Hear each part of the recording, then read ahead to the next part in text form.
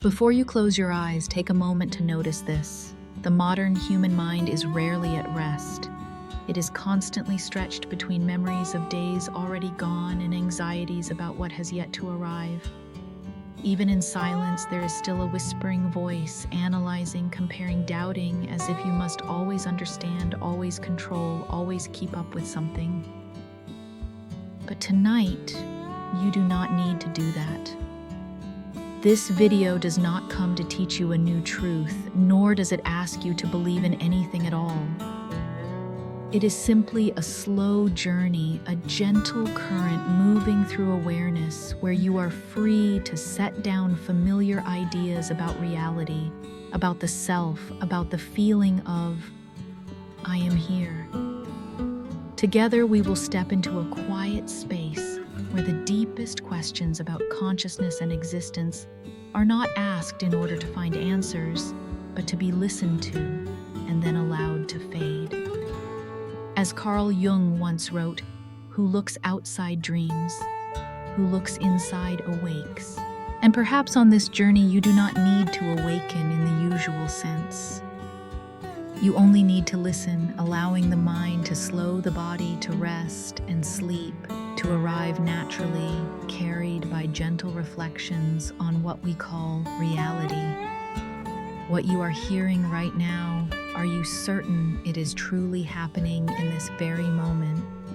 Or has it already passed ever so softly, leaving only a thin after image in the mind, like the light of a distant star that departed its source long before it ever reached your eyes? The human brain never fully lives in the present. It is always late. Not late in a careless way, but late, like a storyteller who needs a few quiet breaths to arrange the world into words. Every sound you hear, every image you see, every sensation you name must travel a silent path from the outer world into the nervous system, through layers of processing, through memory, emotion, and expectation, before it is finally handed to you as an experience. By the time you are aware that you are hearing, the hearing has already happened. By the time you realize you are here, that here has already slipped behind you.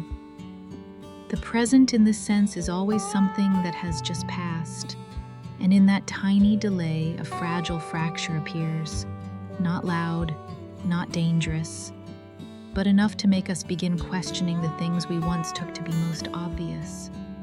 Within that fracture, a familiar voice arises, the voice you call me. It comments on everything. It judges, categorizes, compares. It reminds you of the past and pulls you toward the future. Even when the body lies still, that voice keeps moving, as if afraid that if it were to stop, something might disappear. But listen very slowly now. Is that voice truly you? Or is it merely a stream of thoughts the brain generates to keep the world feeling continuous? A French philosopher once wrote, "I think, therefore I am." Yet centuries later, the question quietly turns itself around. If thinking continues, must there always be a me standing behind it?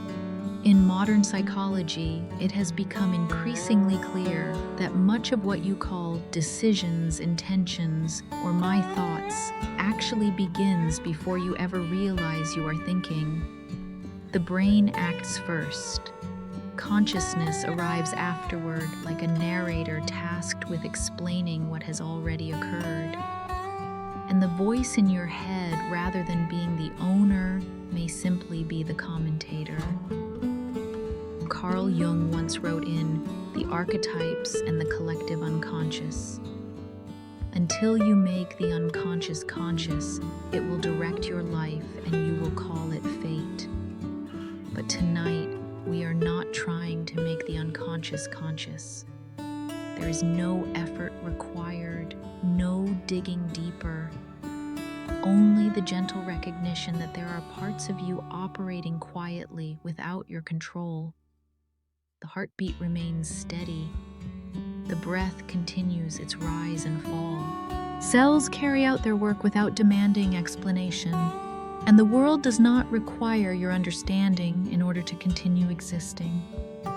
To step into the fracture of reality is not to step into confusion. It is more like entering a light mist where rigid outlines begin to soften. There you do not need to be certain what is real and what is not. It is enough to know that experience is happening. Even if it arrives one beat late, it is still being felt. Fyodor Dostoevsky once had a character confess in Notes from Underground, "I swear to you, gentlemen, that to be too conscious is an illness." Perhaps in the modern world we have grown accustomed to always being alert, always understanding, always naming everything. But sleep does not come from understanding. It comes from permission. Permission to not keep up with every thought. Permission for the voice in the head to slow down or even fall silent for a moment. The fracture of reality is not a place to fall. It is a place to rest. A place where you can set down familiar beliefs that you must control every moment, that you must know who you are, that everything must be clear. Right now, you do not need answers. You only need to be here in the small delay between the world and awareness. A pause quiet enough for the mind to loosen, for the body to keep breathing, and for sleep to find you without needing an invitation. We will continue this journey very slowly. But first, let the fracture remain as it is, a door slightly open, asking nothing of you yet. Simply knowing that it exists is enough for tonight. After you have paused for a moment at the fracture of reality, after noticing that experience never arrives at the same time as the world itself, we can slow down even further into a quieter kind of awareness. That what you call the present has in fact already passed. Right now, as you are listening to these words, your brain is performing a very silent task. Light reached your eyes earlier. Sound vibrated through the air earlier. Signals traveled along the nerves earlier. And only after a few dozen milliseconds, a span of time so small you cannot feel it, does consciousness receive the final bulletin and call it now. But that now already belongs to the past. You do not live in the moment as it happens. You live in the moment as it has just been reconstructed. Like watching a live broadcast with a slight delay, too subtle to notice, yet enough that everything you perceive is always a gently edited version. The brain does not present the raw world. It does not hand you scattered, chaotic data. It edits. It smooths. It adds context, emotion, memory. And then it offers you a complete frame, seamless, coherent, meaningful. Consciousness in this sense is like an audience member sitting in a theater watching the film of their own life, a film whose frames have already been projected before you realize you are watching. The philosopher Edmund Husserl once described temporal consciousness not as a fixed point, but as a flow where memory of the moment just passed continuously blends with anticipation of the moment about to come. The present, therefore, is not a point. It is a hazy region formed from what has already happened and what is about to happen, woven together so skillfully that you believe yourself to be standing at the very center of time. But if you listen very slowly, you may notice something gentle. You never have to keep up with the present, because the present has never stood still for you to catch. In everyday life, the feeling of control leads us to believe we are acting in real time, that we decide, then act, then witness the result. But neuroscience tells a different story. Many experiments suggest that the brain begins preparing for action before you are conscious of having decided. Consciousness arrives afterward, like a narrator assigned to create a reasonable story. I chose this. The sense of control in this way is not a lie. It is a narrative, a story told so that your life feels continuous, centered, meaningful. The philosopher David Hume once wrote in a treatise of human nature, "I never can catch myself at any time without a perception, and never can observe anything but the perception." The self you believe to be living in the present is in truth only a point of convergence of experiences that have already occurred and are now being narrated.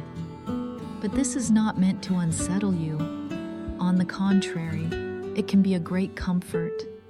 If you are always living in a moment that is already past, then you do not need to be perfect in that moment.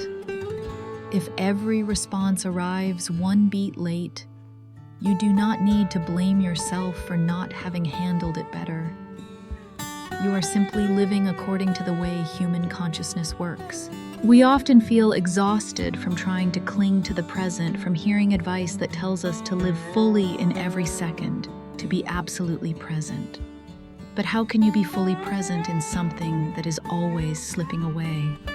Perhaps peace does not come from holding tightly to the present, but from accepting that you always arrive a little late, and that is okay. The writer Marcel Proust once wrote in Search of Lost Time, "The only true voyage of discovery, the only fountain of eternal youth, would be not to visit strange lands, but to possess other eyes." Perhaps tonight we do not need other eyes. We only need to look at our experience with greater gentleness. You are not slow. You are not out of step. You are not behind your life. You are simply watching it in the way human beings were born to watch. And when you understand this, a subtle pressure begins to dissolve.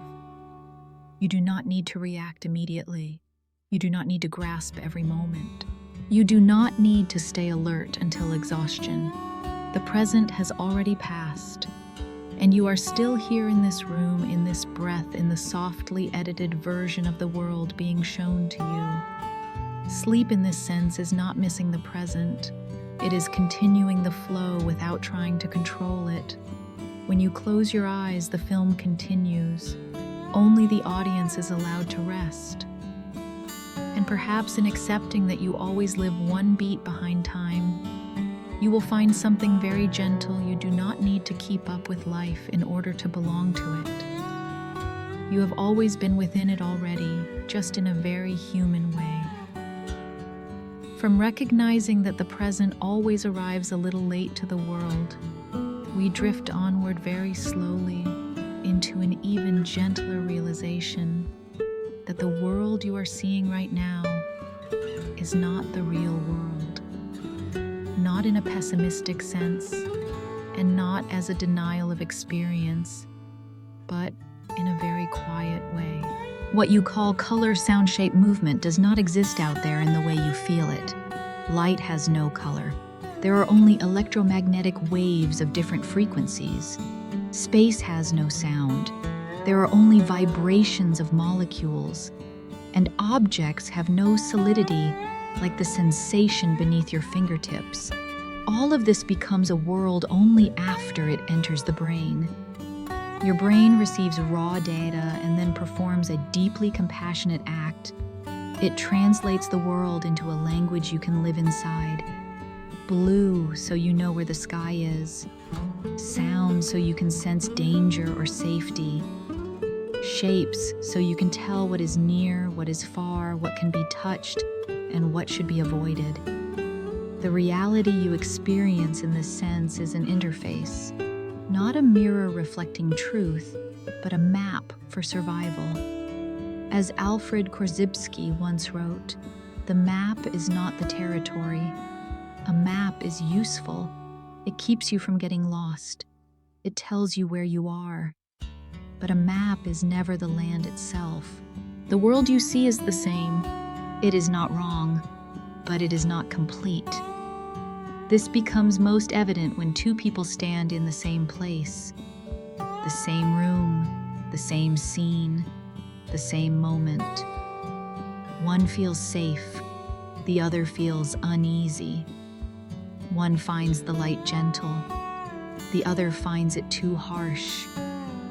One hears silence, the other hears noise. Not because the world has changed, but because each brain is constructing a different world from the same data. Anais Nin once wrote, "We don't see things as they are, we see them as we are." The world you see carries your memories, your fears, your unhealed wounds, your quiet hopes. It is colored by what you have lived through. And when you realize this, a certain certainty begins to dissolve very slowly. The certainty that the way you see things is the only correct way. The certainty that others are wrong simply because they feel differently. The certainty that the world must match your experience of it. If reality is an interface, then difference is no longer a threat. It becomes a sign that each person is carrying their own map. This does not make the world false. It makes it softer. When you feel angry, it may not be because the world has grown worse, but because your interface has become more saturated. When you feel anxious, it may not be because danger has increased, but because your survival system has raised its sensitivity. And when you feel tired, it may not be because life is too heavy, but because the brain has been constructing the world for too long without rest. To recognize this does not require doubting everything. It simply invites you to be gentler with the way you feel. Your experience is real, but it is not the whole truth. Your emotions have reasons, but they do not need to be final judgments. In existential philosophy, this is not something to fear, but an invitation. If the world you see is a construction, then you are not trapped inside a rigid reality. Sometimes a small shift in perspective is enough for the world to change its tone, not because the world itself has changed, but because the interface has softened. And sleep is the moment when that interface is allowed to dim. When you close your eyes, the brain stops building the outer world. It turns inward where sharp colors and precise shapes are no longer required. There remain only blurred sensations, slow-moving thoughts, and a safe space that does not need to be correct. In that space, you do not need to distinguish between the real world and the constructed one. You only need to know that you are being supported by a system that has worked very hard all day. And if something begins to loosen certainty tension, the need to understand everything, let it loosen. There is no need to hold tightly to the map when you have already stopped moving. The world you see may not be the real world, but it is the world that brought you here. And tonight, it is allowed to fade just a little so that you may rest inside that very gentle uncertainty.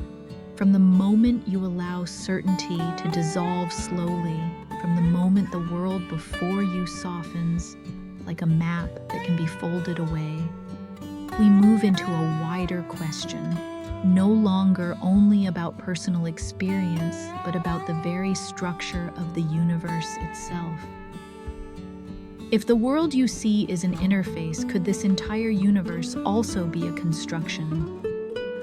Not as a claim, not to provoke fear, only as a possibility placed down very gently, like a small pebble creating ripples across a still lake.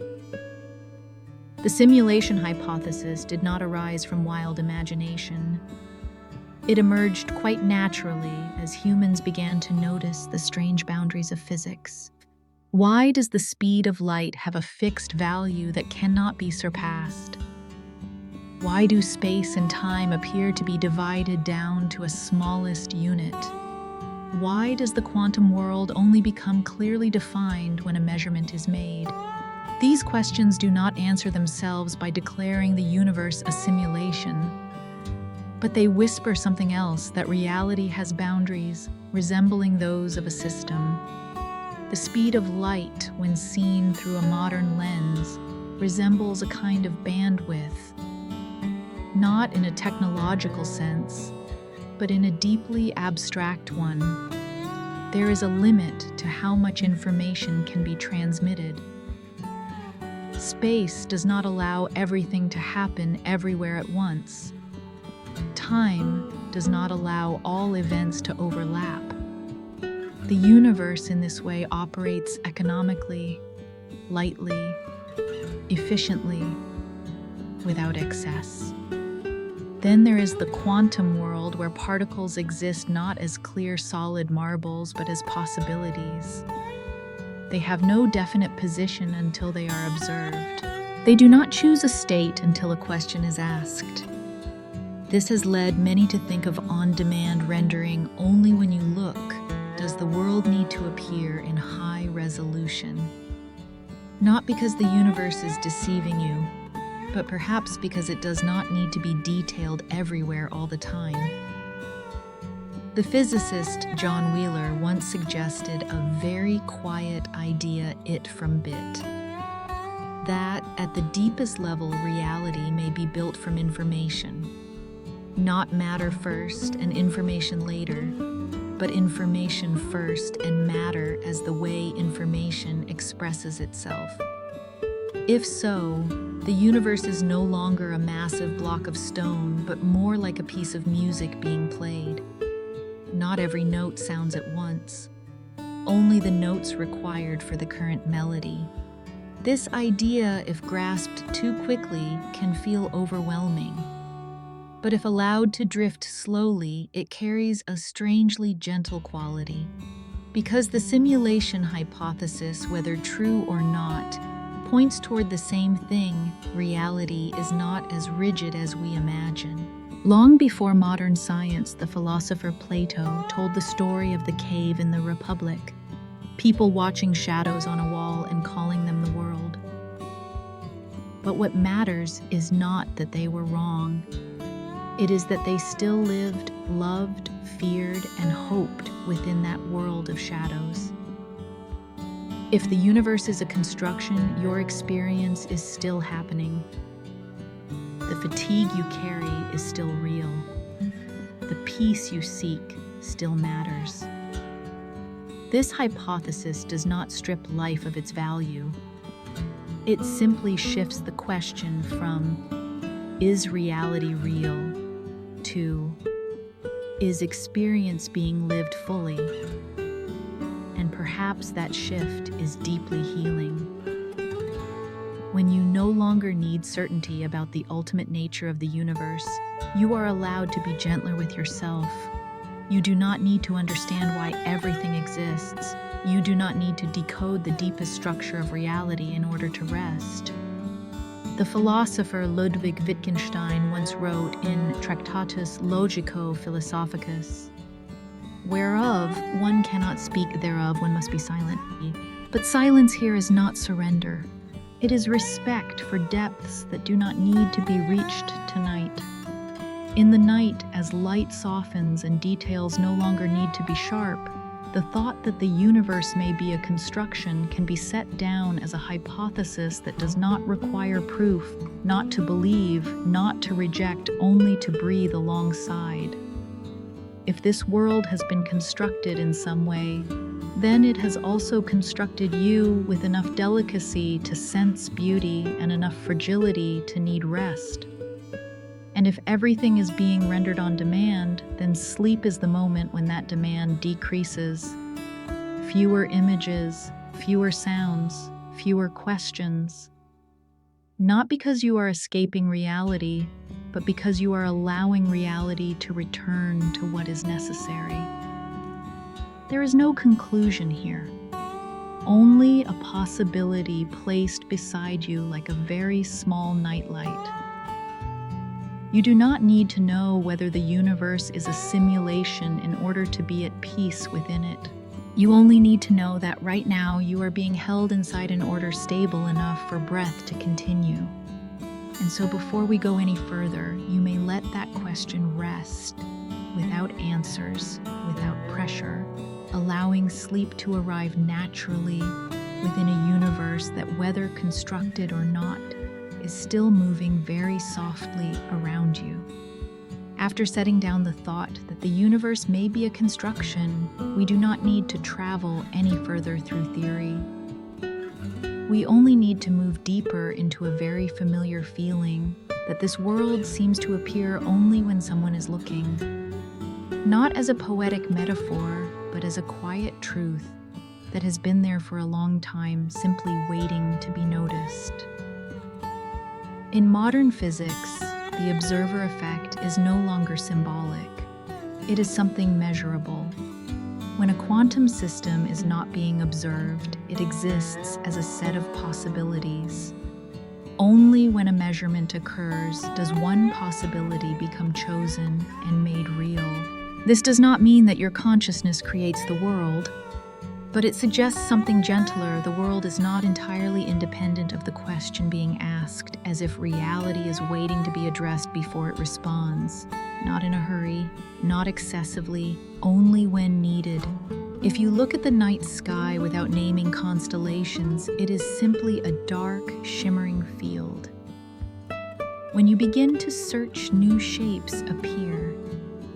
Not because they are created in that moment, but because they are noticed. Attention in this sense is not merely a mental act. It is a lamp. That lamp does not illuminate the entire room. It shines only where you are looking, and the rest remains in a peaceful darkness, not needing to take form. This becomes especially clear when we think about dreams. In dreams, there is no complete world built in advance from beginning to end. There are only fragments, blurred scenes, sudden transitions. Only when you turn your head does the room have walls. Only when you walk does the road extend. A dream does not lack logic. It simply economizes detail, and the waking world to some extent does the same. You do not see the entire city at once. You see only the road ahead. You do not hear every sound of life. You hear only what enters the field of attention. The rest still exists, but in a potential state. The philosopher William James once wrote in The Principles of Psychology, "My experience is what I agree to attend to, not because the world is poor, but because human consciousness needs a way not to be overwhelmed. Reality in this sense does not crash into you. It flows in according to how much you open. And this brings a very gentle comfort. If the world appears only when it is looked at, then you do not need to look at everything. You do not need to follow every thought. You do not need to understand every emotion. You do not need to question every unease. Some things can be left blurred, not because you are avoiding them, but because you are allowing yourself to live at a brightness that is just enough. As you drift deeper into this rhythm of narration, you may notice your attention slowing down, no longer scanning every sentence, no longer trying to grasp meaning, only listening. And within that listening, the outer world begins to soften, not because it disappears, but because it is no longer being constantly named. The philosopher Martin Heidegger once wrote in Being and Time Only, "Something which is itself can encounter us. But for something to encounter us, we do not need to hunt for it. We only need to be quiet enough for it to appear. Reality does not respond well to force. It responds best when invited, and sleep is the gentlest invitation of all. When you close your eyes, you are no longer looking at the world, but you are not making it disappear either. You are simply drawing the lamp of attention inward. Then the world no longer needs to be sharp. It does not need clear shapes. It does not need distinct sounds. It does not need insistent questions. There remains only a soft stream of sensation, incomplete images, and and a steady breath that does not require an observer. The poet Rainer Maria Rilke once wrote in Letters to a Young Poet, "Live the questions now."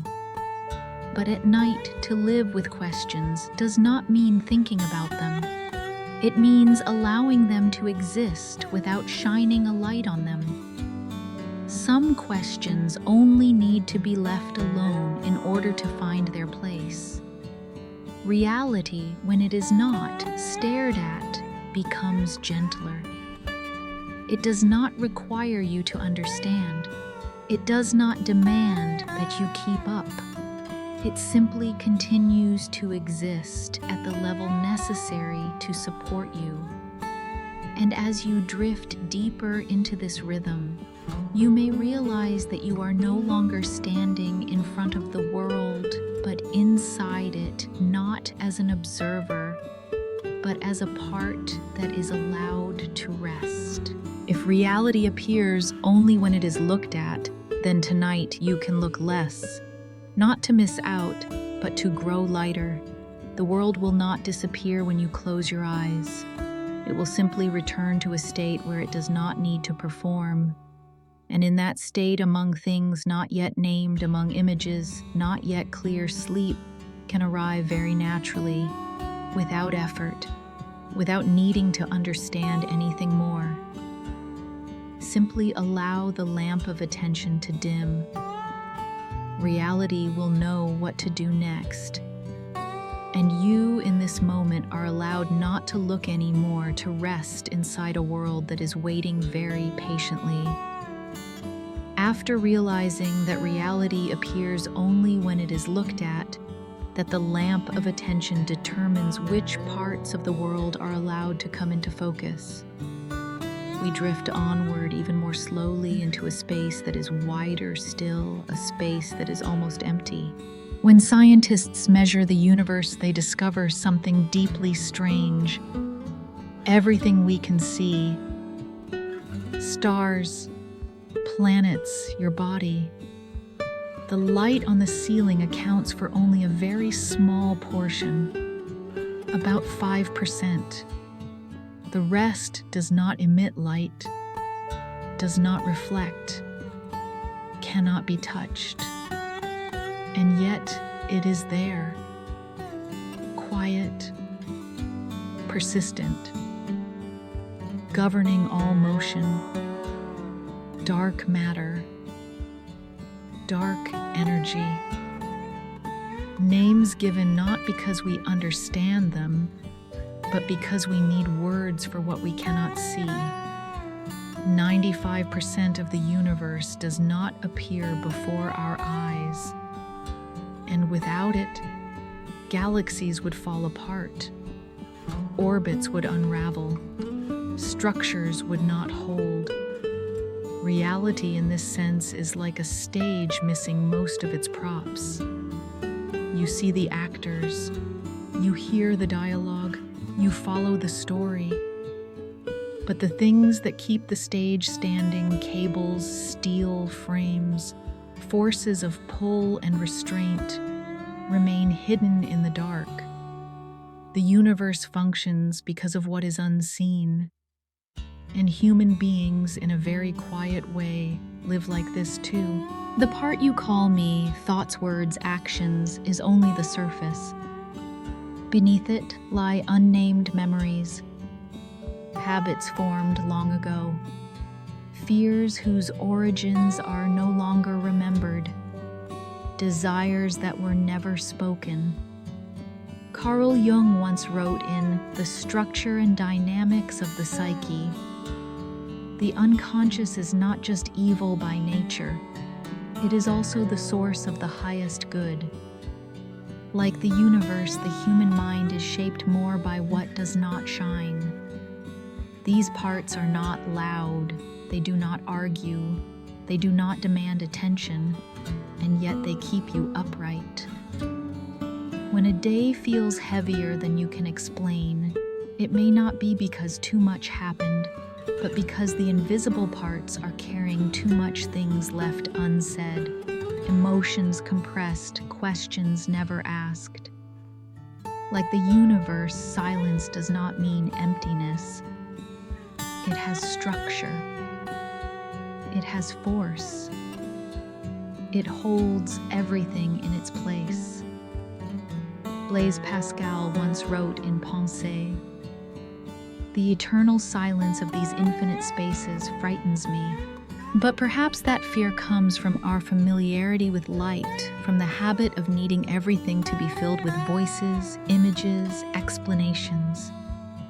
When we dare to look into emptiness, we feel unsteady. Night teaches silence differently. At night, you cannot see most things. The room loses its edges. Objects dissolve into shadow. Space becomes uncertain. And yet, you are still there.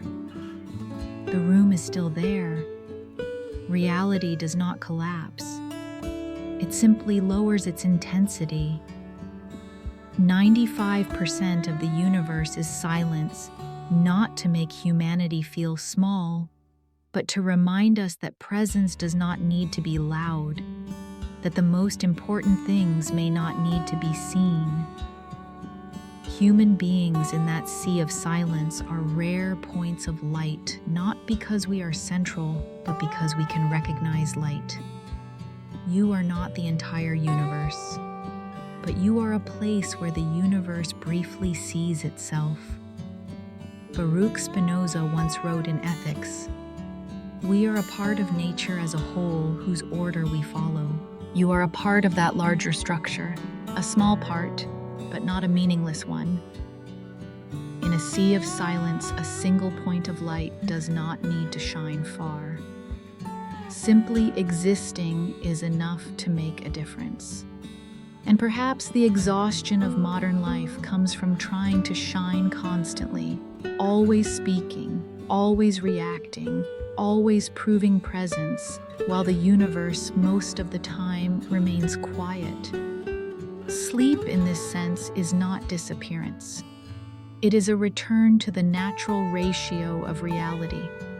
Less light, less movement, less need to prove existence. When you close your eyes, you do not leave the universe. You merge with its majority, with the 95% that does not need to be seen, named, or understood. And in that silent expanse, you are no longer an individual holding the weight of the world. You are simply a small point of light held very gently within a structure that existed long before you were born and will continue after you fall asleep. No effort required. No need to shine brighter, just to be there as the universe always has been. From the silence that fills most of the universe, from the realization that light is only a rare scattering of points within a vast darkness, we take one more very slow step into the quietest place of all, consciousness. There is something very simple yet rarely spoken all the way through. You can be certain of only one thing that you are feeling. You know your own fatigue. You know the warmth that spreads as you exhale. You know the thought that just passed through your mind. But the consciousness of another person, you have never touched it. You see their face. You hear their voice. You infer their emotions from gestures and glances. But inside, there is only an assumption. Philosophy calls this the problem of other minds. Not because we suspect others of being machines, but because there is no direct path into their experience. Ludwig Wittgenstein once wrote in Philosophical Investigations, "If a lion could speak, we could not understand him. Not because the lion could not form words, but because its experience does not belong to our world of feeling. And even among humans, that distance remains. You can share a roof, a bed, a lifetime, and still never truly know how the other's consciousness experiences the world. If taken quickly, this thought can feel lonely. but if allowed to settle, it becomes very gentle. Because this solitude is not tragic, it is structural. Human beings are born as separate points of consciousness without an inner door that opens directly into another. And yet we still live together. We still love, we still care, we still ache when others ache, not because we are certain they possess consciousness like ours, but because we choose to believe. Ethics in this sense is not built on absolute proof. It is built on a quiet decision: I will treat you as though your experience is real. Immanuel Kant once wrote in Groundwork of the Metaphysics of Morals Act, in such a way that you treat humanity, whether in your own person or in that of another, always as an end and never merely as a means. Not because we can prove the consciousness of others, but because we choose to respect what cannot be proven. That choice is fragile, and it is also beautiful. It says, even though I cannot see the world inside you, I will live as if it exists. In modern life, we are often surrounded by people and yet feel alone. Perhaps not because connection is lacking, but because we forget that the distance between consciousnesses is natural. You do not need to be fully understood in order to be loved. You do not need someone to enter your entire inner world in order to be acknowledged. Even you, at times, do not fully understand yourself. Franz Kafka once wrote in The Diaries of Franz Kafka, "I am a cage in search of a bird. There are parts of you that can only be felt, not explained. Sorrows that do not need clear reasons. Empty moments that do not need to be filled." And that is not wrong.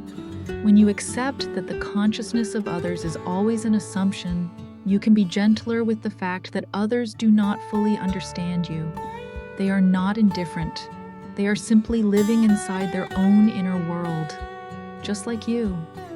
And within that parallel existence, another kind of connection appears, one not based on knowing, but on coexisting. You do not need to say everything. You do not need to explain everything. You do not need to prove that your pain is valid. It is enough to be together within a very human not knowing. Sleep at its deepest level is also an experience no one can share in your place. No one can sleep for you. No one can dream on your behalf. And yet we still wish each other good night, as a way of saying, even though I cannot enter your consciousness, I still hope that inside it there is peace. Emmanuel Levinas once wrote in Totality and Infinity, "The face of the other speaks to me and thereby invites me to a relation." Perhaps we do not meet one another at the deepest level of consciousness, but at the invitation to live gently with what cannot be seen. At night, when images blur and the outer world grows quiet, your own consciousness becomes clearer, not because it grows brighter, but because it is less obscured. And within that clarity, you do not need to seek another consciousness to lean on. You only need to be with your own experience. Any loneliness that remains is no longer a chasm.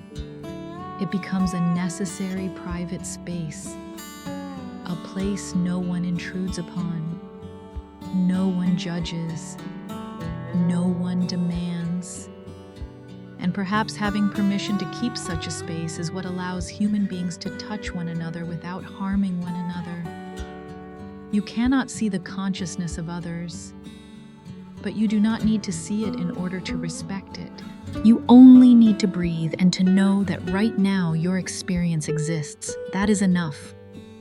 The rest, other consciousnesses, other worlds, can remain there like stars within the 95% silence of the universe. No need to touch them, no need to understand them completely. It is enough to know that you are not the only light, and that you do not need to be. Tonight you are allowed to be alone without being lonely. And with that permission, sleep can arrive very softly.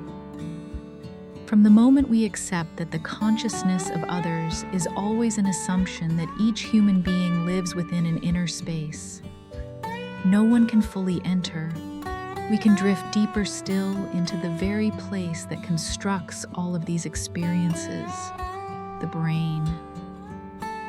There is a truth that is very gentle and also very strange. Your brain does not draw a sharp line between what is happening and what is being imagined. When you recall a memory, the regions of the brain that activate are almost the same as when that memory first occurred. When you feel anxious about something that has not yet arrived, your body responds as if the threat were standing right in front of you. The heart beats faster. The breath becomes shallow. The muscles tighten. The brain does not wait to verify reality. It reacts to what is experienced. And experience in this sense does not come only from the outer world. Memory is a form of reality. Anxiety is a form of reality.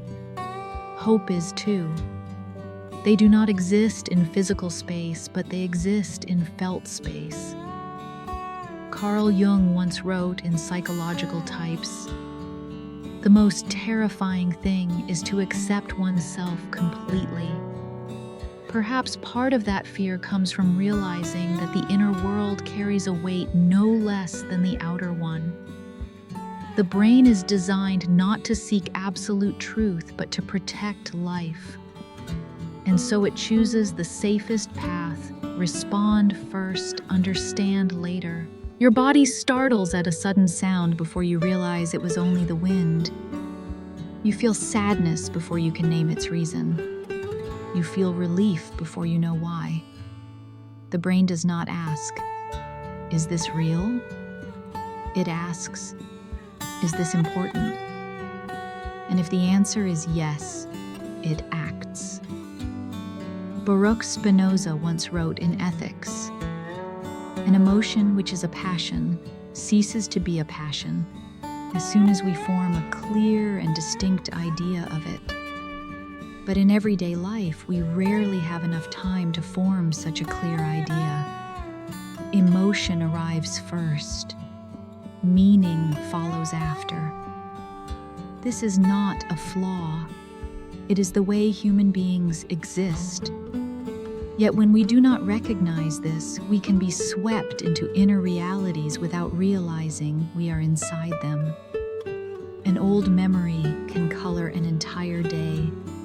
A future that has not happened can make the night feel heavy. A passing remark can linger for a long time. Not because you are weak, but because your brain is doing its job, keeping you safe in a world full of uncertainty. Recognizing this does not make emotions disappear, but it softens the inner narration. You do not need to argue with anxiety. You do not need to deny memory. You do not need to force yourself to think positively. You only need to know this: what you are feeling is real, but it is not necessarily the whole of reality. In Buddhist philosophy, there is a closely related image: the mind as a lake.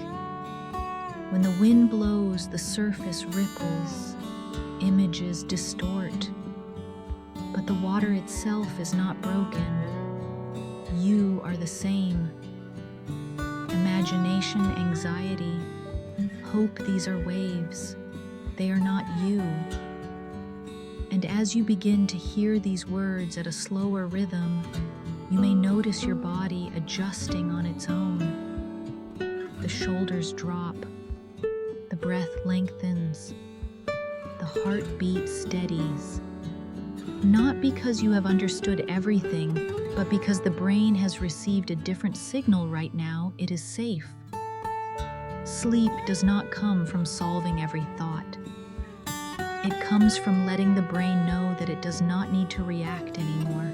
Marcel Proust once wrote in Search of Lost Time, "Remembrance of things past is not necessarily the remembrance of things as they were." Memory is not an archive. It is a reconstruction. And with each reconstruction, the brain adds the colors of the present. That is why you do not need to believe everything you remember.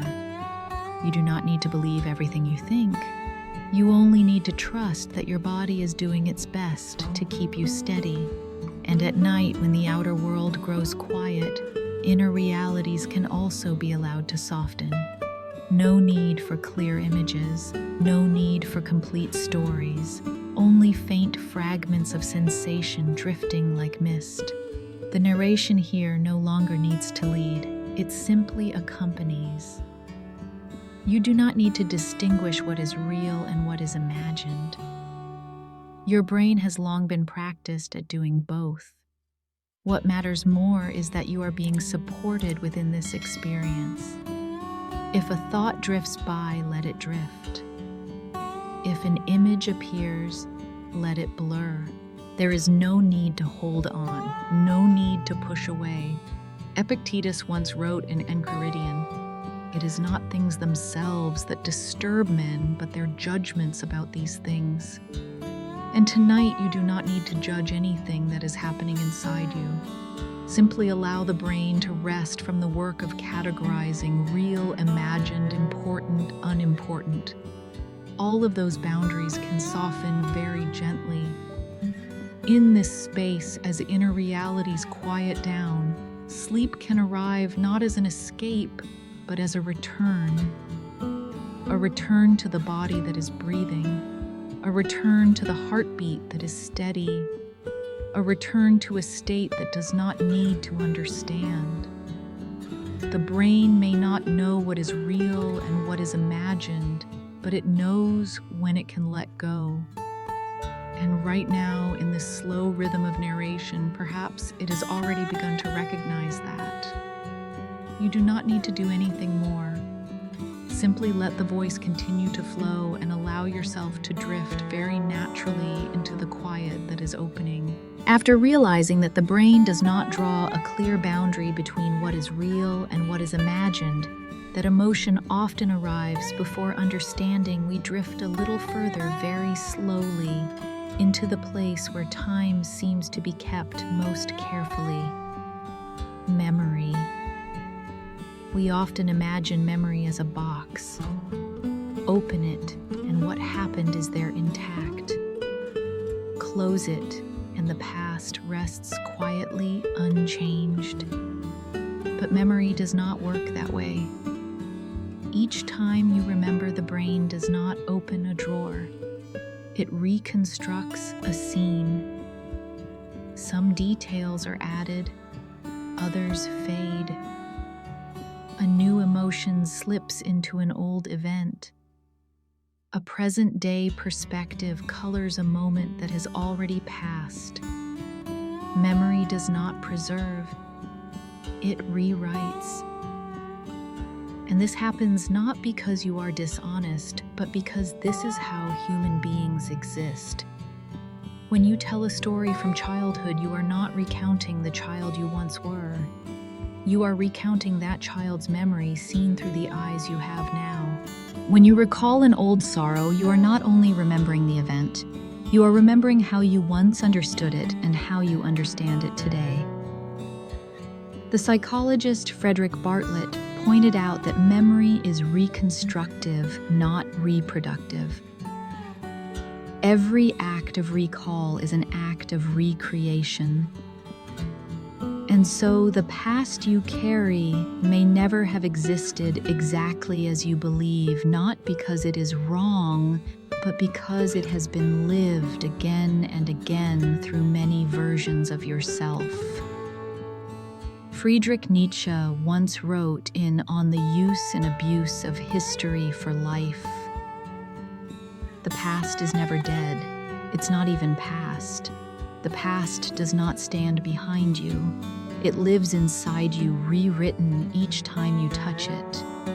And from these repeated stories, something else takes shape: identity. I am someone who always fails. I am strong. I am always abandoned. I never give up. These statements are not facts. They are stories told often enough to become a self. Identity is not a solid core. It is a novel under constant revision, edited every time you remember your life. Milan Kundera once wrote in the Book of Laughter and Forgetting, "The struggle of man against power is the struggle of memory against forgetting." But sometimes the struggle is not between remembering and forgetting. It is between different ways of remembering. There are memories that have been told too many times in a single tone, the tone of guilt, of shame, of regret. And each retelling reinforces the old path. The familiar emotion returns. The story feels more true. Not because it is more accurate, but because it is more familiar. Tonight, as the narration slows, you do not need to fix your memories. You do not need to change the story. You only need to observe how an image appears, how a feeling accompanies it, how the body reacts to a familiar narrative, without judgment. Because judgment is only another story added on top. David Hume once wrote in a treatise of human nature, memory, senses, and understanding, are all of them founded on imagination. This does not make memory meaningless. It makes it alive. If memory is always being rewritten, then you are not trapped inside a fixed past. The same event on another night may be told in a gentler voice, not because the pain is denied, but because there is now more space to hold it. In this half-awake, half-dreaming state, as the outer world fades, memory too can soften. Details no longer need to be sharp. Judgments no longer need to be precise. What remains is something very simple. I lived through that. And that is enough. Sleep does not erase memory. It temporarily pauses the act of narration. In sleep, the story does not need coherence. Characters do not need consistency. Time does not need to be correct. It is the moment when memory rests from the task of defending an identity. Perhaps healing does not come from changing the past, but from allowing the past to be told in many voices. Rainer Maria Rilke once wrote in Letters to a Young Poet, "Be patient toward all that is unsolved in your heart." That patience includes being patient with your own memories, not forcing them to be correct, not demanding that they be beautiful, not asking them to tell the same story forever. At night, when you no longer need to prove who you are, identity can loosen. You do not need to be the main character of a grand narrative. It is enough to be someone who is breathing, lying still, listening. If a memory comes by, let it come. If it dissolves, let it dissolve. No judgment, only observation. Because memory, no matter how many times it is rewritten, is ultimately just the mind's way of trying to understand that it has lived. And you do not need to fully understand in order to rest. In this moment, you are not your past. You do not yet need to be your future. You are simply a quiet point of awareness gently supported by steady breath and soft darkness. The stories can continue another time. For now, you may allow memory to close its page and let sleep write the next part in the very particular language of the night. After moving through layers of unstable memory, through stories rewritten so many times that we come to believe they are who we are, this journey gently turns toward an old question, one that has never stopped troubling the human mind. Do we truly choose, or do all choices begin before we ever manage to name them? Neuroscientific experiments of the past century have quietly unsettled this familiar belief. When the brain is observed, researchers find that signals preparing for action appear before the moment you become aware that you have decided. The arm is already ready to move before you think now. Words are already set in motion before you believe you chose them. Consciousness arrives afterward like a slow narrator stepping in to explain what has already happened. Baruch Spinoza once wrote in Ethics, men believe themselves to be free because they are conscious of their actions and ignorant of the causes by which they are determined.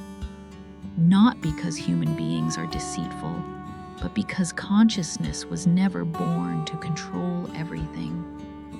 It was born to weave a coherent story out of countless unconscious movements.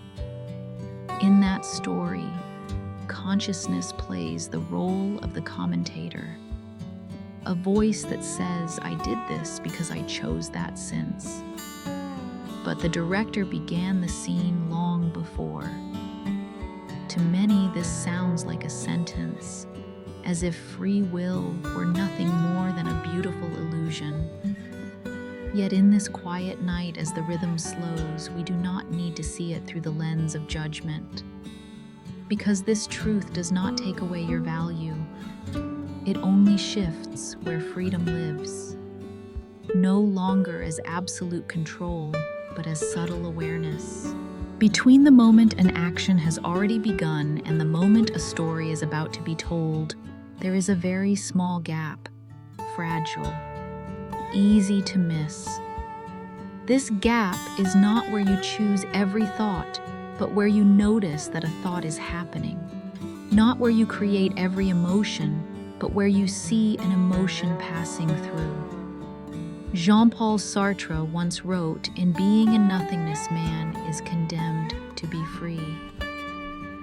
But perhaps the freedom Sartre pointed to does not lie in controlling every impulse, but in not fully identifying with them. You do not choose the first thought that appears, but you can recognize that it is not you.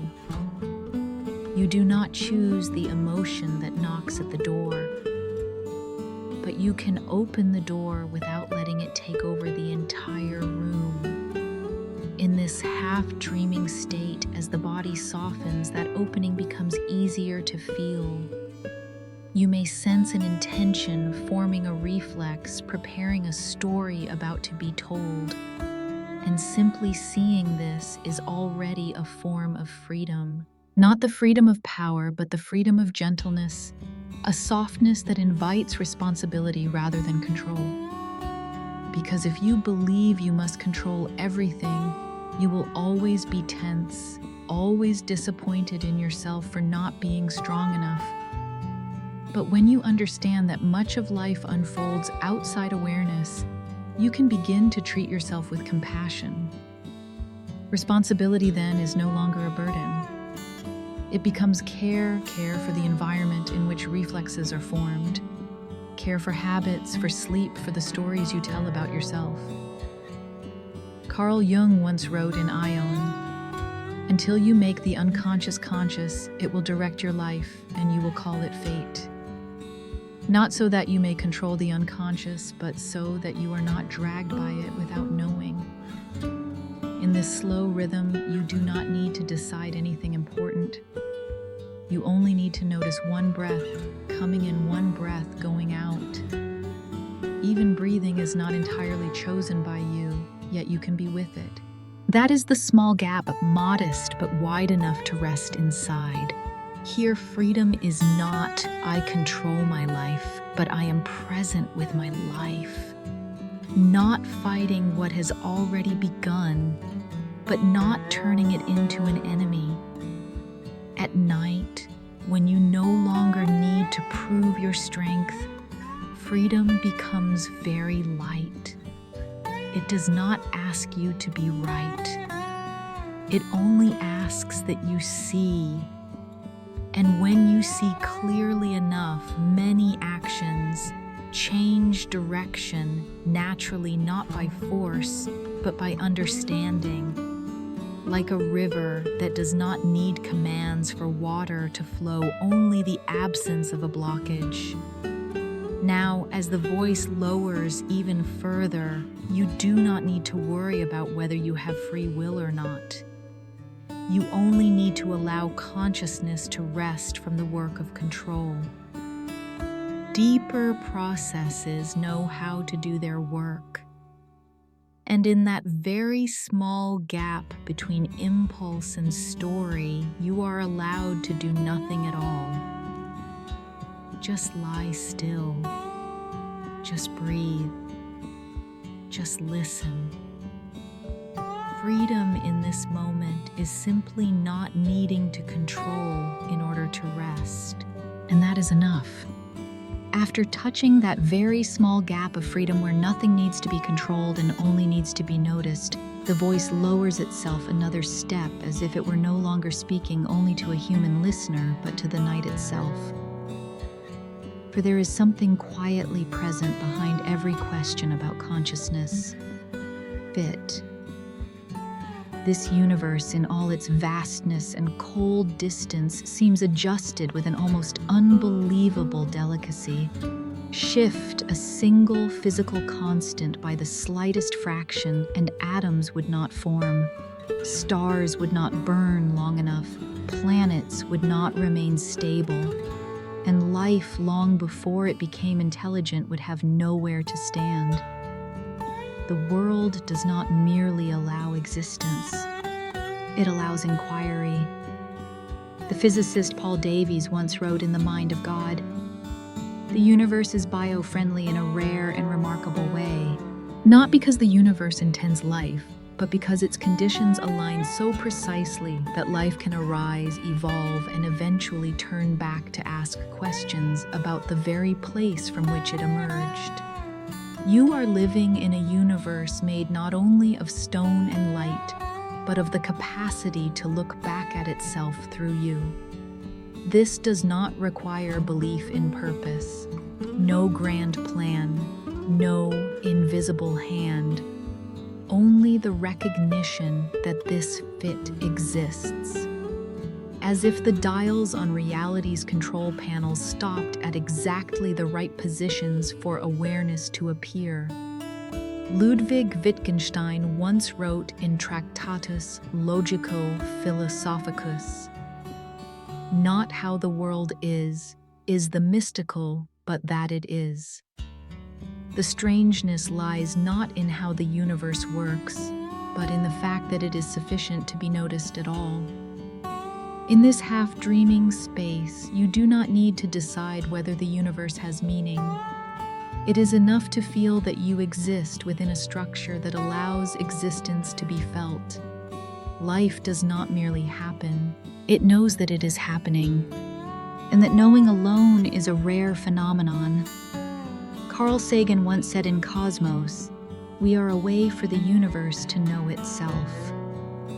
This need not be understood as a grand declaration. It can be held as a very quiet truth. Awareness does not stand outside the universe. It is part of the universe, folding back on itself, observing. Like a mirror placed in an empty room with no intention to reflect, yet reflection still occurs. There may be no purpose, but there is a strange alignment. And that alignment asks nothing of you. You do not need to become special because you live in a rare universe. Nor do you need to feel small because the universe is vast. In this slow voice, both extremes soften and dissolve. What remains is a gentle neutrality. I am here, and this is able to happen. Awareness is not a reward. It is a fragile condition that has been met. Like a small flame that manages to burn in a light wind, not to warm anyone, but because the conditions momentarily allow it to burn. You are the same. You do not need to find a reason for your presence. You do not need to turn existence into a task. Albert Camus once wrote in The Myth of Sisyphus, "The struggle itself toward the heights is enough to fill a man's heart." But perhaps in the night, even that struggle is not required. It is enough to recognize that even without purpose, this alignment still holds you very gently. The physical constants do not ask who you are. They do not demand that you deserve them. They simply keep everything in place so that life can breathe. And within that breathing, awareness can arise not to conquer the universe, but to listen to it. Now, as the voice grows noticeably slower, you may feel a very quiet comfort. Not because life has great meaning, but because life can be felt. Not because the universe was made for you, but because you were made sufficiently aligned to be within it. And that is enough. You do not need to go any further. No more explanations are required. Simply lie still, letting that sense of alignment gently support each breath. In this moment, the universe does not need you to understand it. It only needs you to be allowed to rest inside the silence that has been finely tuned just enough for you to exist. After sensing the fragile alignment of the universe where every constant stands just still enough for awareness to arise, the narration continues to drift, not moving forward, but spreading outward. Because if the universe does not operate like an arrow, then a human life does not need to be a straight line either. We grow up with a deeply ingrained habit seeing life as linear. A beginning, milestones, a vague destination somewhere at the end, but reality does not follow a single thread. It resembles a network. Every choice, however small, opens another branch. A sentence spoken or held back, a journey accepted or declined, a glance turned away one beat earlier, and from there another life begins, not as a distant hypothetical, but as a quietly separated possibility. Soren Kierkegaard once wrote, "In either or life can only be understood backwards, but it must be lived forwards." We understand our lives by connecting the points already passed. But in living, we are always standing before crossroads without ever seeing the complete map. There are other you, not as imagined copies, but as branches of the same tree living other lives. One turned left, one stayed, one left earlier, one waited through another season. You do not need to believe in a multiverse to feel this. You only need to listen to the faint traces of regret that have visited you before. If only I should have. If back then, these phrases are not mistakes. They are the marks of paths not taken. But in the slow rhythm of the night, regret does not need to be rigid. It can soften. Because if life is not a straight line, then there is no single right path that was missed. Meaning, therefore, does not disappear. It becomes local. A moment can hold meaning in this branch without needing to be optimal for every other branch. A choice can be good enough for the life that is unfolding without needing to prove that it was the best among all possibilities. William James once wrote in The Will to Believe the World is a Pluralistic Universe. Not a single block, not one final answer, but many small realities, each with a place to stand. When you see your life as a straight line, every wrong decision becomes a deep fracture. But when you see your life as a canopy of branches, every decision is simply a direction of growth. No branch contains the entire tree. No branch negates the others. In this half-dreaming space, you do not need to compare your life with branches that do not exist. You do not need to ask whether another you might be happier. Because happiness, like meaning, can only be felt from within a particular branch. Jorge Luis Borges once wrote, "In the garden of forking paths, time forks perpetually toward innumerable futures. Yet you walk only one path within that garden, and that path does not need to carry the weight of the entire garden." as the voice slows, you may feel regret lose its sharp edges. It is no longer a voice demanding that the past be repaired. It becomes a quiet reminder that other possibilities once existed. And that does not diminish the value of this life. On the contrary, it makes this life specific. One specific branch, one specific weather, one specific body breathing in the night. You do not need to live on behalf of other branches. You do not need to carry responsibility for other you who are not present. Each branch carries its own meaning as each leaf receives light from its own angle. In this understanding, regret softens not because it is denied, but because it is placed where it belongs. No longer an accusation, just a silent punctuation mark in the story still being told. Hannah Arendt once wrote in The Human Condition, "The new always happens against the overwhelming odds of statistical laws and their probability. What is new does not come from choosing the single correct branch. It comes from inhabiting one branch fully as it opens. Now, as the night deepens, you do not need to revisit every turning point. No need to summarize, no need to compare. You can let the body grow a little lighter, as if the weight of other possible lives has been set down. You are not a straight line that must worry about having deviated. You are a branching movement, pausing briefly in a very quiet moment. And that moment does not need to be optimized. It only needs to be lived. In this slow breath, meaning does not need to expand. It only needs to be close enough for you to touch. Any regret that remains may rest beside you. It does not need to disappear, only not to lead. Because tonight you do not need to become the best version across all possibilities.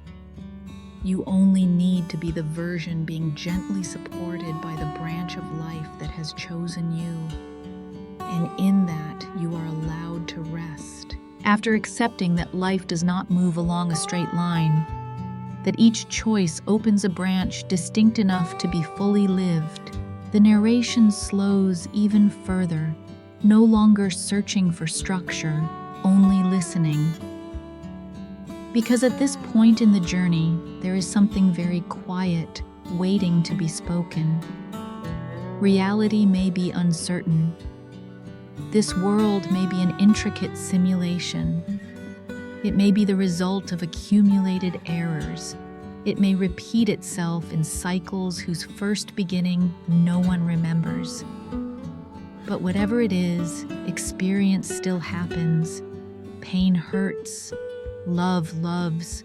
Hope still ignites in the smallest cracks of a long day. Experience does not require an absolute foundation to be real. You do not need to know whether water is real or illusory to feel its coolness on your skin. You do not need to prove that tonight has cosmic meaning to feel lighter as you exhale. The philosopher William James once wrote in The Principles of Psychology, experience, as we know, has ways of boiling over and making us correct our present formulas. Experience does not wait for a complete theory in order to occur. It arrives first. It touches the body before any answer can form. And perhaps what exhausts human beings is not the uncertainty of reality, but the constant demand that reality provide guarantees certainty, reasons, pre-packaged meaning. But at night, when nothing needs to stand firm under daylight scrutiny, you are allowed to set that demand down. Meaning is not given. It is made not as a grand task, but as a very small gesture, the way you speak more gently to yourself, the moment you remain for one extra breath before reacting, the time you choose not to leave when everything feels unclear. Albert Camus once wrote in The Myth of Sisyphus, "The literal meaning of life is whatever you're doing that prevents you from killing yourself." This does not need to be read as tragedy. It can be held as a bare truth. What keeps you here does not need to be noble. It only needs to be real in experience. A warm cup of tea, a familiar voice, a silence that asks nothing more. In this half-dreaming space, as the breath is guided more slowly, you do not need to believe that your life has a single overarching meaning. You only need to trust that this moment is being felt, and that feeling is not false. Even if the world is a simulation experience within the simulation still has weight. Even if everything is an error, pain does not become lighter because of it, nor joy diminished. Maurice Merleau-Ponty once wrote in Phenomenology of Perception, "The world is not what I think, but what I live through." You do not live inside a definition. You live inside sensation. And sensation at its deepest level does not require certainty. It only asks not to be denied. If you are tired, that tiredness is real. If you are softening, that softness is real as well.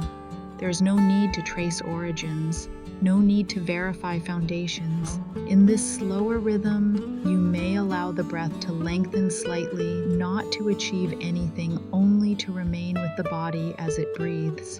Each exhale creates meaning in the simplest possible way you choose to continue, not because you are certain, but because you are present. The poet Mary Oliver once wrote in Evidence Instructions for Living a Life, "Pay attention. Be astonished. Tell about it." Perhaps at night we only need the first 2 steps to pay attention and to allow a very small sense of wonder to arise, a steady heartbeat, a pocket of quiet, a thought passing through without needing to be held. Reality may be unstable, but you do not need to stand on eternal ground in order to rest. You only need a moment solid enough to lie down. And that moment is here. Meaning seen this way is not a final answer. It is the relationship between you and the experience unfolding. No one gives it to you, and no one can take it away. Even if everything dissolves, the fact that you once felt remains a truth that cannot be erased, and it does not need to be proven. As the breath continues to slow, you do not need to know which loop you are in. You do not need to distinguish what is real from what is imagined. You only need to allow the body to lie still within the experience that is present. If a warmth begins to spread, let it spread. If an emptiness opens, let it open. You do not need to create a great meaning. You only need to allow a very small one to form that right now you are here. And in that permission, sleep can arrive not as an escape from reality, but as a softer way of being with it. Reality may be uncertain, but experience is real. And tonight, that alone is enough to let you rest. After passing through layers of uncertainty in reality, through parallel branches of life, through the sense that experience is real even when its foundations remain unclear, this journey does not end with a conclusion. It lands, slowly, very slowly. Not because a final answer has been found, but because there is no longer any need to carry the questions. There is a familiar pressure that modern human beings carry all the way into sleep, the pressure to understand who we are, to understand how the world works, to understand whether this reality is real, whether it has purpose, or is only chance. But at night, when the light dims and the edges of the world soften, that pressure can be set down. You do not need to know what reality is in order to live within it. You do not need a complete definition for the breath to move in and out. You do not need a theory for the heart to continue beating in its own quiet rhythm. The philosopher Ludwig Wittgenstein once wrote in Tractatus Logico-Philosophicus, "Whereof one cannot speak, thereof one must be silent." But the silence here is not a dead end. It is a rest. No need to hold on to answers. No need to force the fragments into a finished picture. Some things, when held too tightly, lose their ability to support. Like water in the hand, it stays only when you loosen your grip. In this slow rhythm of narration, you are no longer invited to understand more. You are only invited to be present gently. Presence does not mean intense focus. It is not strained observation. It is simply allowing yourself to be here without needing to do anything about it. The philosopher Simone Weil once wrote in Gravity and Grace, "Attention is the rarest and purest form of generosity. But attention at night does not need to be sharp. It can be blurred. It can be soft. It can almost dissolve into the dark. It only needs to be enough so that you do not lose yourself." The universe, meanwhile, does not wait for you to understand it in order to continue. Galaxies keep turning along their paths without witnesses. Particles keep vibrating according to laws that do not need to be named. And you too do not need to be alert in order to exist. You do not need clarity in order to belong.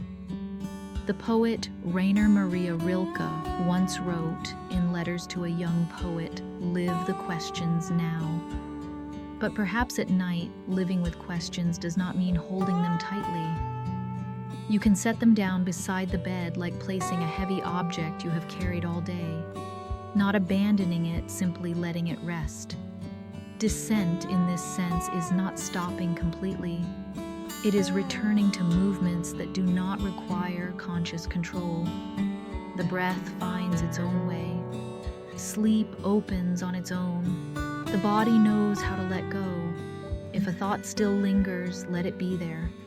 No need to push it away. No need to follow it. It will dissolve on its own like mist when there is no longer light shining through it. The philosopher Epicurus once wrote in Letter to Menœcius, "Death is nothing to us. Not to speak of death, but to remind us that not every state requires awareness. Sleep, too, is a state that does not need your intervention. And in this moment, as the voice has nearly merged with your breathing, you no longer need to keep yourself awake. You do not need to stand guard over reality. You do not need to protect meaning. You do not need to be certain of anything. The universe continues. It always does. And you, for a very small moment within that vast movement, are allowed to rest inside it. Not as someone lost, but as a part that has gently completed its waking role for today. If a warmth begins to spread, let it spread. If an emptiness opens, let it be wide enough for sleep to enter. No need to be certain. No need to understand clearly. No need to carry anything more. Only to be present lightly enough not to obstruct the quiet that is arriving. And when sleep touches you, you do not need to notice the moment.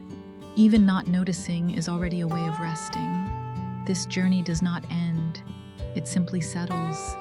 Like a ship that slows, not because it has reached the edge, but because the sea has become calm enough to drift. The universe continues, and you are allowed to sleep peacefully within it. And then as this journey slows, not because it has reached its end, but because there is nothing left to carry, you can let the ideas you have just heard dissolve very gently. You do not need to keep the concepts. You do not need to remember whether reality is real or not. You do not need to distinguish between consciousness and simulation. Those questions have finished their work, opening a space wide enough for the mind to rest. The universe does not require you to understand it in order to keep moving. It was turning long before anyone asked questions, and it will continue long after all answers have settled into silence. Right now, you do not need to be an observer. You do not need to be a consciousness trying to grasp something. You only need to be a very small part, gently supported by the familiar rhythm of existence.